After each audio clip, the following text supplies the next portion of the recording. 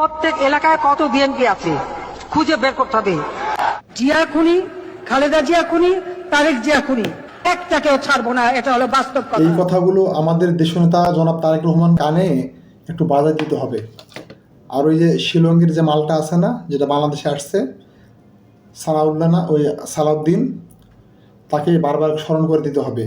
মিয়া, বাসগুলা তো খাও নাই, তুমি তো যাইয়া ওই তাজমহল ঘুরতে গেছিলে, তুমি শিলং ঘুরতে গেছিলে, তাজমহল ঘুরতে গেছিলে, তুমি ওই বাবরি মসজিদ ঘুরতে গেছিলে, আর কত কিছু জায়গা ঘুরছো, কিন্তু তুমি তো দেশের ইয়া জানো নাই।